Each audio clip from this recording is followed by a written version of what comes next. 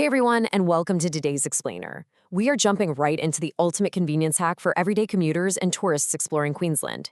If you travel anywhere across Greater Brisbane, Ipswich, the Sunshine Coast, or the Gold Coast, this is literally the most important skill you can master to save both time and money on public transport. So, picture this. You are rushing to the station, right? You can see your train just sitting there idling on the platform, or your bus is pulling up to the curb.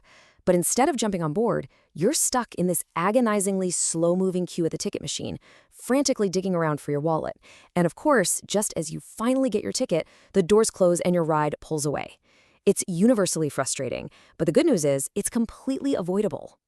Let's be real for a second. The old way of doing things, waiting in line and buying those expensive paper tickets, is completely outdated, super stressful, and honestly, pretty hard on your wallet. But by grabbing a TransLink Go card and managing it online, you unlock a totally new way to travel. Right off the bat, Go card fares are at least 30% cheaper than paper tickets. Plus, managing your card online means you bypass those physical ticketing machines entirely.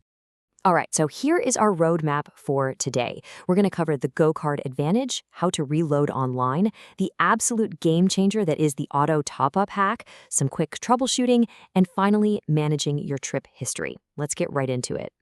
Okay, Section 1, the Go card advantage.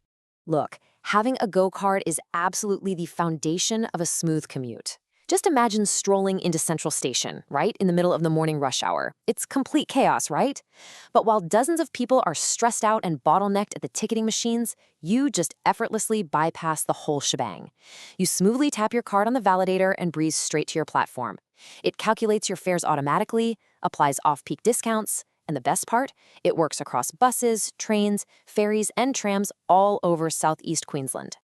Moving right along to Section 2, reloading your card online. So the absolute first step here, and you really can't skip this, is registering your card. You can't just top up a blank anonymous card online. You've got to head over to gocard.translink.com.au and create an account. Once you're logged in, just navigate over to the Top Up tab. From there, enter the amount you want to reload, and then go ahead and confirm your payment. Now, a super important detail here, especially for overseas visitors, the system requires an Australian-issued Visa or MasterCard credit or debit card. International credit cards actually aren't accepted on this specific portal. Now, you might be wondering, and this actually pops up on Reddit commuter forums all the time, what's the convenience fee for using the online portal? Well, the answer is zero. Zip, nada. You pay absolutely nothing extra to load your card online. Every single cent you transfer goes directly into your travel balance. All right, Section 3, the auto top-up hack. This is my absolute favorite part. Once you're in your online account, you can activate auto top-up. Basically, it's a set-it-and-forget-it kind of deal. The system constantly keeps an eye on your balance, and the second your travel credit drops below this precise $5 threshold, boom, that's your trigger. The system automatically signals your linked bank card to initiate a reload. So, what happens when it hits that $5 mark? Well, the system instantly pulls a minimum of $20 from your bank and sends it straight to your Go card account. $20 is the absolute minimum amount you can set for this. But once you have this set up, you literally never have to worry about running out of money mid-commute, ever again. Section 4, troubleshooting and delays. Okay, we really need to talk about the cloud-to-card sync because this is a pitfall that catches so many people off guard. When you hit pay online at minute 1, the money doesn't just magically beam into the plastic card in your pocket. Honestly, it can take up to 60 minutes for the TransLink network to actually distribute that information to all the card readers across the entire state.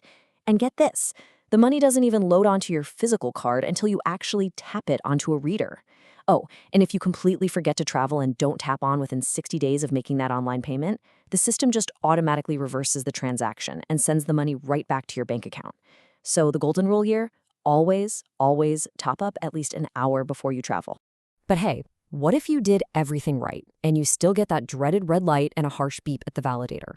Don't panic. First, try tapping your card completely flat against the reader. Second, make sure it's separated from any other smart cards in your wallet because those can actually cause signal interference.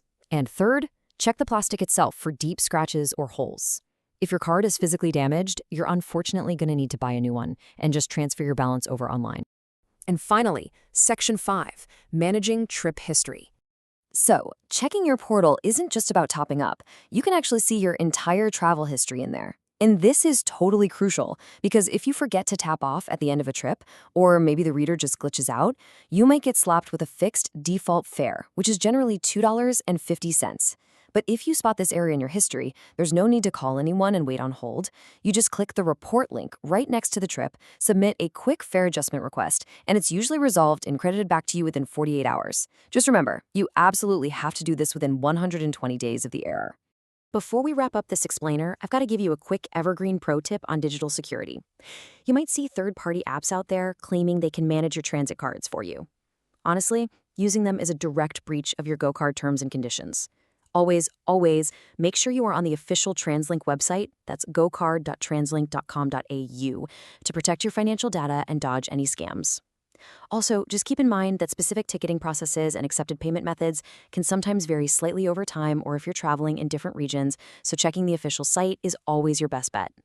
So here is my challenge to you. If you commute regularly, go do this right now. Seriously, don't wait until you're running late for the bus tomorrow morning.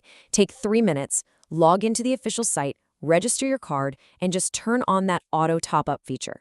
It is a one-time setup that will literally pay huge dividends in time saved for years to come. By doing this, you're literally removing all the friction from public transport. No more stressful queues, no more missed trains, and no more scrambling for change. So now that you've got this ultimate commute hack completely locked down, where is your seamlessly loaded Go card going to take you next? Thanks so much for joining me for this explainer, and hey, happy travels!